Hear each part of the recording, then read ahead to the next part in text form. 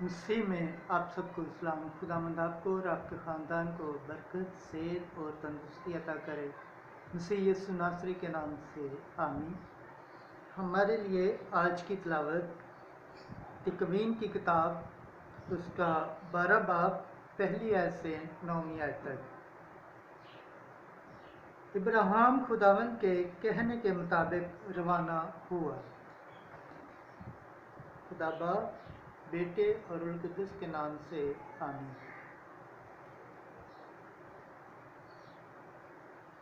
ایک دن خداوند نے ابراہیم سے کہا، تو اپنے وطن اور اپنے اقربا کے درمیان سے بلکہ اپنے باپ کے گھر سے روانہ ہو اور اس سرزمین میں چل جو میں تجھے دوں گا۔ میں تجھے ایک بڑی قوم بناؤں گا، تجھے برکت دوں گا اور تیرا نام سرفراز کروں گا، سو وہ برکت کا باعث ہوگا۔ جو تجھے برکت دیں میں ان کو برکت دوں گا، جو تجھ پر بد دعا کریں ان پر میں بد دعا کروں گا۔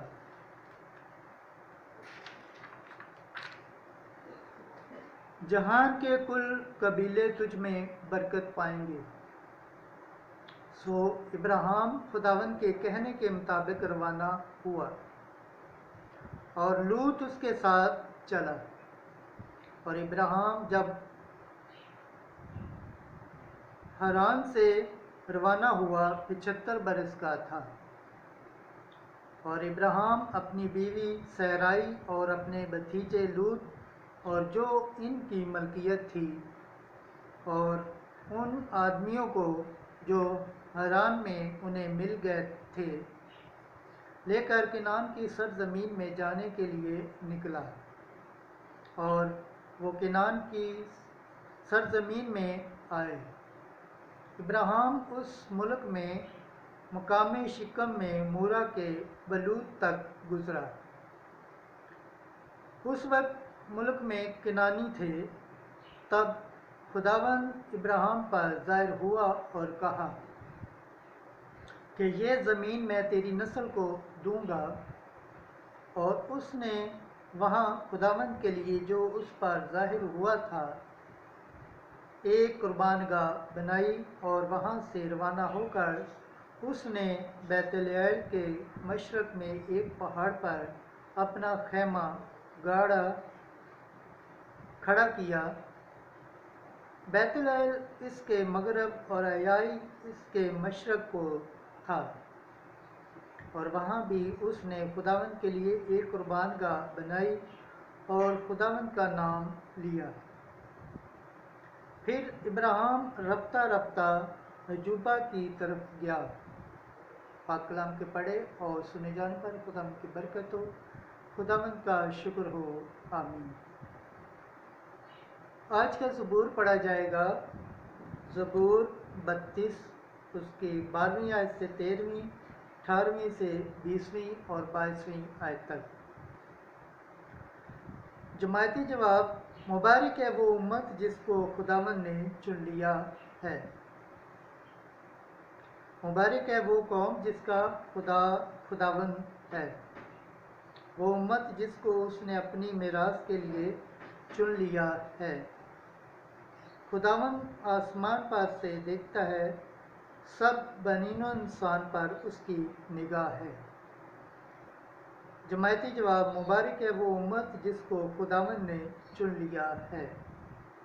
خداوند کی نگاہ ان پر ہے جو اس سے ڈرتے ہیں، ان پر جن کی امید اس کی شفقت پر ہے، تاکہ ان کی جانوں کو موت سے چھڑائے اور وقت میں ان کو صحیح و سلامت رکھے۔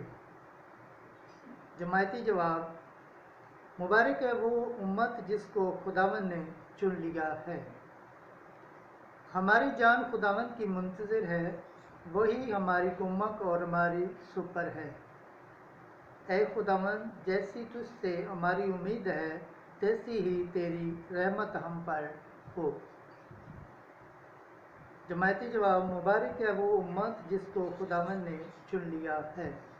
खुदावंद के पाक कलाम पढ़े और सुने जाने पर खुदावंद की बरकत हो, खुदावंद का शुक्र हो।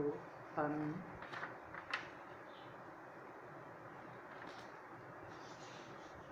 आज की अंजील मुकद्दस मत्ती के मुताबिक उसका 7वां बाब पहली आयत से 5वीं आयत तक।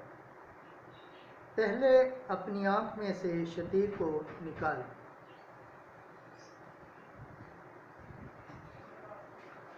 एक दिन यीशु ने अपने शागिर्दों से कहा,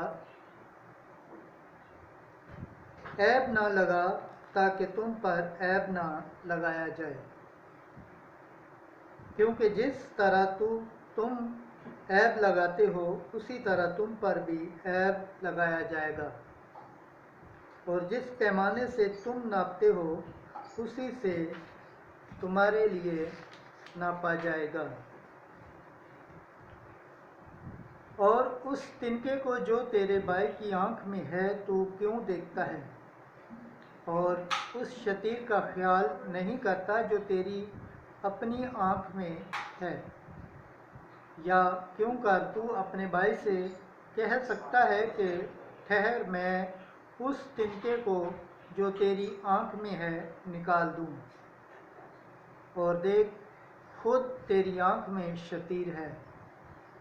ए रियाकार, पहले शतीर को अपनी आंख से निकाल, तब उस तिनके को अपने भाई की आंख से अच्छी तरह देखकर निकाल सकेगा।